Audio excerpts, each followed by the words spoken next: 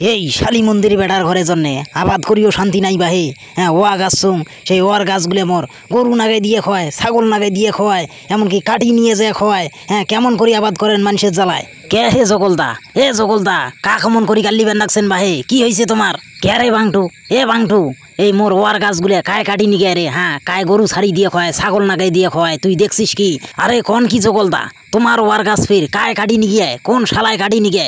তার এত বড় সাহস? হ্যাঁ, তোমারে ওয়ার গাছ কাটি নিগে? মুই তো তোমার কথা শুনিয়া হাম্মক হয়ে গেল। এ বাংটু, মানুষের বর্তমান বিবেক আছে রে? হ্যাঁ, মানুষের বর্তমান বিবেক নাই। মানুষের পিটি ফাঁকে চোখ, কার ক্ষতি করা যায় এইটাই খালি আইতে দিনে চিন্তা করে।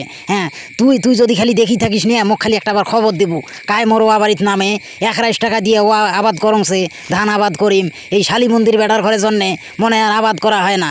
হ্যাঁ, এই সার পার কিনতে যাহা পাইসে যায়, যাহা টাকা খরচ যায়, আর এই শালি মন্দির বেটার ঘর মোর ওয়ার গাছ কাটি নিগে। হ্যাঁ, তুই খালি এখানে পাহারা দিস, তো এখানে লক্ষ্য করিস তো কোন শালার বেটা শালা মোর ওয়ার গাছ কাটি নিগে। আরে জগলদা, মুই তো প্রত্যেক দিনে দোলা বাড়িতে আইসং ঘাস কাটপিয়ার। হ্যাঁ, কই মুই তো দেখনুং নে, মোর মত্ত চকত কাকো পড়িল নে কোন শালায় তোমার ওয়ার গাছ কাটে। হ্যাঁ, খালি মুই খালি দেখলে না তোমার আগত মুই আগত আর বেরেল ফেলাম। হ্যাঁ, ওই শালি মন্দির বেটার কত বড় সাহস তোমার ওয়ার গাছ কাটে। খালি একবার মুই দেখো, বুঝছেন? তোমার এখন আঁকবেন নাই, মুই জাত করি মুই। এ বাংটু, তুই মোক একটা কথা কত, এই দোলা বাড়িত তুই বস্তা ধরি কেনে রে? হ্যাঁ, বস্তা ধরি তুই কি করিস দোলা বাড়িত? সেই কথা খানা কত দেখো। আরে জগলদা, তোমরা জানেন না মোর বাড়ি 2টা গরু আছে, ভুসি টুসি কিচ্ছু খায় না, এই যে কাটা ঘাস খুব খায়। বোঝেন না? এই কাটা ঘাস নিয়ে যায় দিলে একেবারে ওষার মিশেল করি খায়। সেই জন্য মুই প্রত্যেক দিন দোলা বাড়ি এসি ঘাস কাটম, বুঝছেন? ঘাস কাটেও আর বাড়ি নিগে। ওরে শালার বেটা শালা, তুই কলু কিরে? এলাম মানুষের ওয়া গাড়ায় ঠেকে নাই, তাতে তুই দোলাত ঘাস কোটে পাইছে। হ্যাঁ, তোর এটা ঘাস কোটে। হ্যাঁ, তুই ফাইজলেমি করার জায়গা পাইস নিয়ে ওই তুই বস্তা ধরি আসি ওই মোরে ওয়ার গাছ কাটি নিগেস। হ্যাঁ, মুই এলা নিয়ে বুঝবার পানো, তুই ছাড়া এই কামটা খাঁও করে নাই শালি মন্দির বেটা। তোর আজ মুই বেরেল ফেলাম, তোর আজ এখানে নাটি দিয়ে তোর পিছেরই নাল করিম। দেখেন জগলদা, মোর মেজাজ খান কিন্তু তোমরা গরম করেন না। কোন নাঙ্গে তোমার কি কয় ওয়ার গাছ কাটি নিগে, সেই দোষটা কি মোরে ওপর তোমরা চাপে দেবেন? হ্যাঁ, মোর গরু ঘাস খায় দেখি, দোলাত কেশের ঘাস নাই, ঘাস গাজাইছি তো। হ্যাঁ, মুই এই মানুষের ওয়া বাড়ির ঘাসগুলিয়া কাটি নিয়ে যে গরু খোয়াং, তোমারে তো উপকার হয়, আর তোমরা মোক মিথ্যা দুর্নাম দেন। মুই কেসের তোমার ওয়ার গাছ কাটি নিগে? হ্যাঁ, কায় কাটি নিগিয়ে সেই দোষটা তোমরা মোরে ওপর চাপে দেবেন, ইলে তোমার কেমন কথা? এ বাংটু, হুঁশিয়ার হয়ে থাকিস, নাটির ডাং খাইলে না তুই আপনি স্বীকার করবো। তুই ছাড়া কায় এই দোলা বাড়ি কেন আইসে রে?